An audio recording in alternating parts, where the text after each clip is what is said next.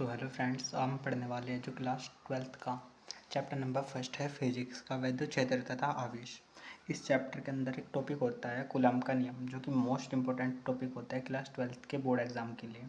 तो देखिए कूलम्ब का नियम क्या कहता है कि मान लीजिए हमारे यहाँ पर एक तो हमारा माइनस आवेश है क्यू और दूसरा हमारा यहाँ पर एक प्लस आवेश है क्यू, और इनके बीच की जो दूरी है, देखिए कूलम्ब का जो नियम है वो थोड़ा आपको बल से समझ में आएगा। जैसे किन्हीं दो बिंदु आवेशों के बीच लगने वाला आकर्षण या प्रतिकर्षण बल। जो आकर्षण बल होता है वो जब लगता है कि जब एक चार्ज तो माइनस हो और दूसरा चार्ज पॉजिटिव यानी कि प्लस हो, तो इनके बीच लगने वाला बल आकर्षण बल होगा। और प्रतिकर्षण बल जब लगता है जब दोनों पर एक जैसा आवेश हो, जैसे इस पर भी प्लस आवेश और इस पर भी प्लस आवेश। देखिए आकर्षण बल यानी कि एक दूसरे को अपनी तरफ खींचता है, जबकि जो प्रतिकर्षण बल होता है एक दूसरे को धकेलता है एक दूसरे से दूर।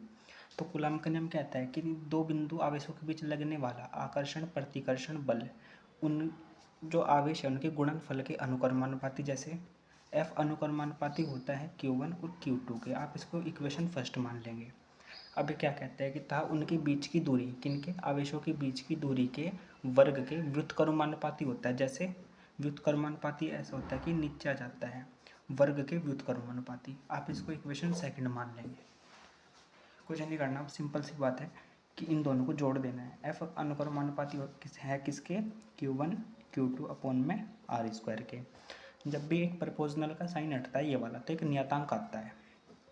जैसे यहाँ पे एक नियतांक आया है के, Q1 Q2 अपॉन में आर स्क्वायर। आप इसको ऐसे भी लिख सकते हैं, लेकिन जो के होता है, के की वैल्यू होती है हमारी यहाँ पे K equal to 1/4 pi epsilon naught. ठीक है, यानी कि 1/4 पाई एप्सिलॉन नॉट ये वाला। और इसकी जो हम संख्यात्मक मान देखते हैं वो हम लिख सकते हैं 9 × 10⁹।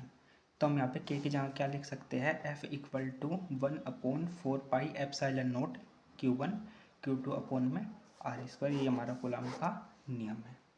अगर आपको वीडियो पसंद आए तो लाइक कीजिए, सब्सक्राइब कीजिए। Thank you.